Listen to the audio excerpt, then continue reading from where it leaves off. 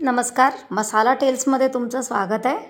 आज आपण बनवणार आहोत एक अशी चविष्ट झणझणीत आणि कुरकुरीत रेसिपी जी लहानांपासून मोठ्यांपर्यंत सगळेच आवडीने खातात। दुकानातल्या तळकट मिक्सचरपेक्षा घरगुती केलेलं मिक्सचर एकदम 100% सेफ, हेल्दी आणि स्वादिष्ट होणार आहे। यासाठी लागणारं साहित्य अगदी आपलं बेसिक घरात असलेले जाड पोहे, शेंगदाणे, बेसन, तांदळाचं पीठ। कृती आपण पुढे बघूया। इथे तांदळाचं पीठ घेतलेलं आहे।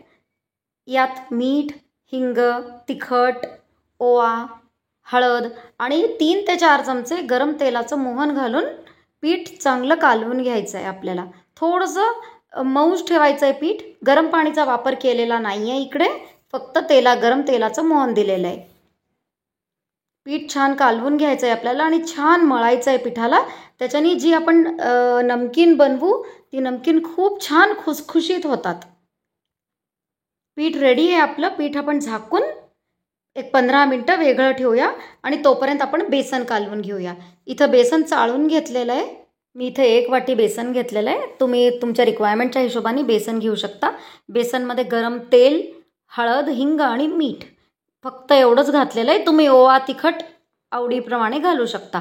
आता हे आपल्याला मऊसारखं पीठ कालवून घ्यायचं आहे। फार घट्ट कालवायचं नाही आहे। फार घट्ट कालवली तर आपली जी पापडी किंवा गाठी आहेत ते व्यवस्थित नाही होत। आपल्याला हे असं चिकट पीठ कालवून घ्यायचं आहे। व्हिडिओत दिसतंय ना त्याप्रमाणे आपल्याला। आणि हे छान मळून हे सुद्धा आपण एका साईडला तेल लावून ठेवून देणार आहोत। हे बघा, इथं माझं पीठ कालवून तयार आहे आणि हलक्या हाताने जसं जसं आपण गाठी करायला घेऊ तसं तसं मी याला थोडा ओला हात लावून घेणार आहे।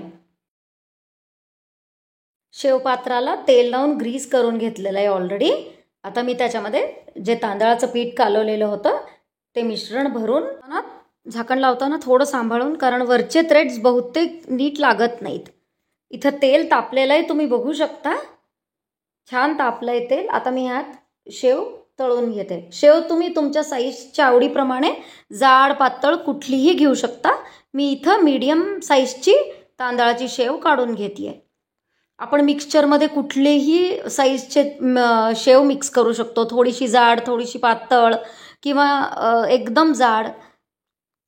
हे बघा, आता हे होत आलंय। मी ह्याला पलटून घेऊन ह्याला दोन्हीकडनं छान गोल्डन तळून काढून घ्यायचं आहे। आता सेम प्रोसेस मी बाकी सगळ्या बॅचेसना सुद्धा रिपीट करते।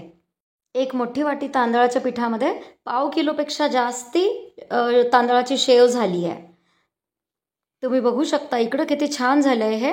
आता मी साचा बदलून घेते आणि पापडीचा जो साचा आहे तो लावून घेते आणि बेसन जे पीठ कालवून ठेवलेलं होतं ते मी साच्यात घालून इथे पापडी तळून घेते आहे।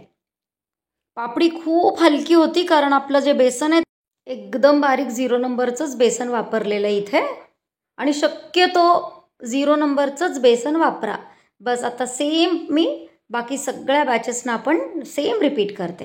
तुम्ही इकडं आता मी गाठीचा साचा लावलेला आहे। मी पापडी आणि गाठी दोन्ही याच पिठाने बनवून घेते। तुम्ही कुठल्याही शेपची पापडी किंवा गाठी किंवा डायरेक्ट जाडसेव सुद्धा करू शकता बेसनच्या पिठाने।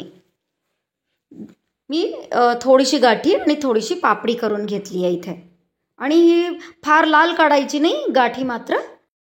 आता इथे सुद्धा 1 वाटी बेसनमध्ये पाव किलोपेक्षा जास्ती पापडी आणि गाठी।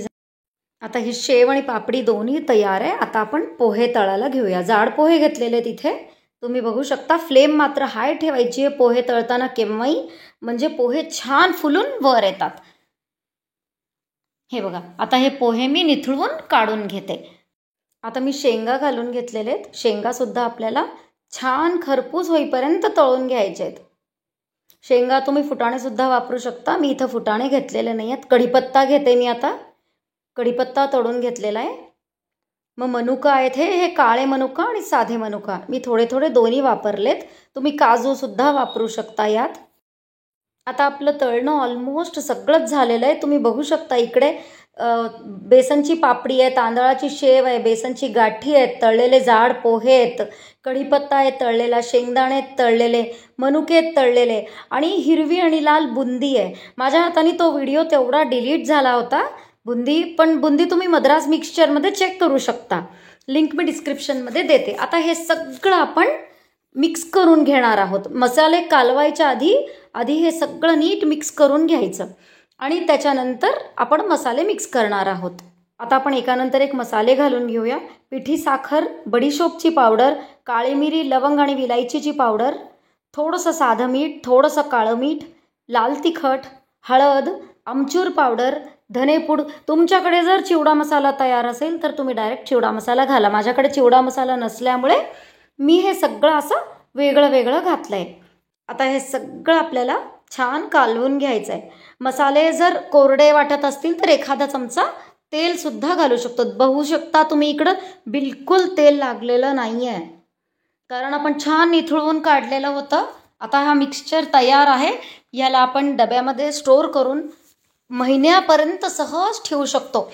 आणि हो, जर तुम्हाला हे शुद्ध तेलातलं शुद्ध मनाने केलेलं मिक्सचर हवं असेल तर तुम्ही आजच ऑर्डर करू शकता. आम्ही पॅन इंडिया डिलिव्हरी करतो. रेसिपी आवडली असेल तर व्हिडिओला लाईक करा, चॅनलला सबस्क्राईब करा. तुमच्या एका लाईकमुळे आम्हाला खूप प्रोत्साहन मिळतं. अशा छान छान रेसिपीज घेऊन पुन्हा भेटूया.